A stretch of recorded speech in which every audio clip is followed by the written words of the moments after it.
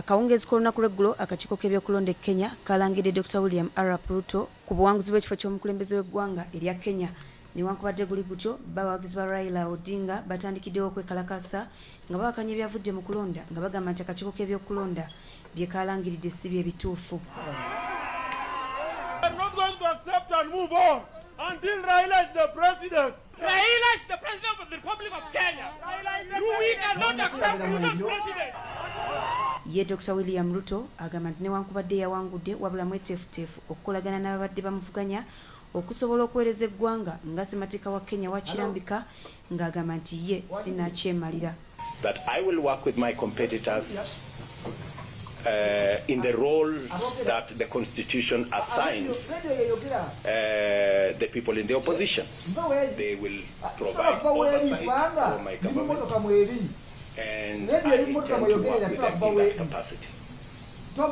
I never believed in the...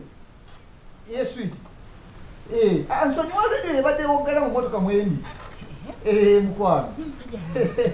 Tuliza mawulire ya. That five mkwano. Just ready but they get. Abantu baina mawulire. Abantu mawulire bachaga kwa serious. Jo. Je nkwati wajirabi. Kuba yatonye mkwano ne kinema chanene mkwano. Otakubira. Ayo nawe. Njakula bali. Lero ekyo encho bize. Kale bulira. Njakula ba.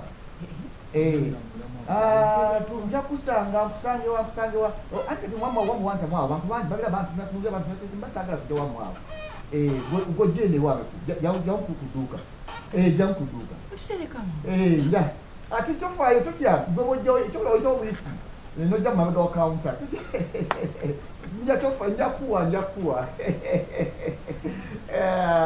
kale sweet nange kwagala nnyo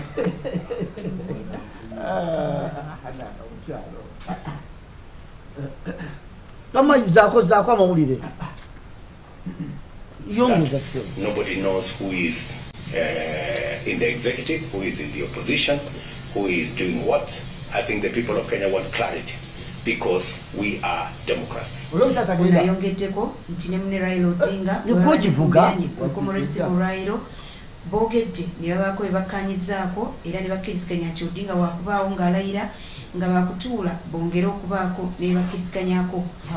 Maybe I should disclose that this morning I called my competitor, the Honorable Raila Odinga, and I had a discussion.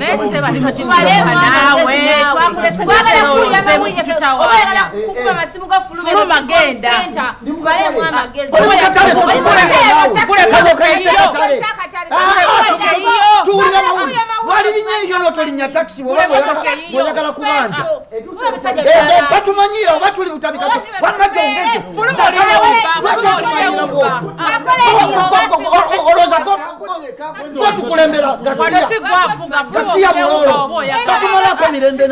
Embeera etandise ya kimpowoozo ku kitabo kya Ntuma kyokka zibadde ziwera ssaawa nnya ez'okumakya abasirikale ba poliisi abadde batambulira ku pikipiki ne badduka ku kitebe kino wabula abadde tewali munnaddipi yenna kiika kyokka mu kaseera zaka mawulire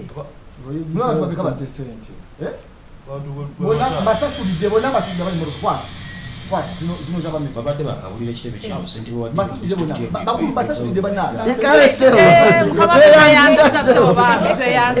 webale nnyo sewo omusajja omulungi nga gwaga basindika sandika naye webale nnyo sewo omusajja tusasulidde kyatendo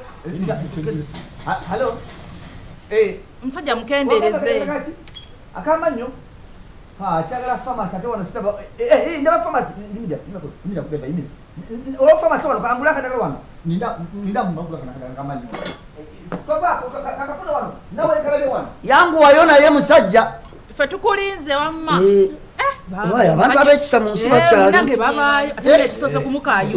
Abantu abekisa. Musajja mulungi. Singa lunaku ali. Ate mupapya dereva nawe. Sente zote bazikuwadde. Bakuwadde sente Ate papa. Atuleke. Omusaabaze ye customer wo. Kyaba ayagala. Kyokola. Ali mu kwoza lutu endala. Ne baba ofunye sente. Aba. Owa. Waliwo alina ku nnamba ye.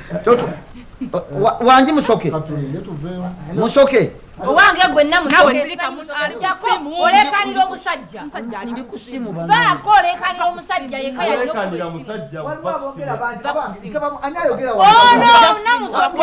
Kamaliriza. Jako Banange leka nawe. Olinga temumuganye.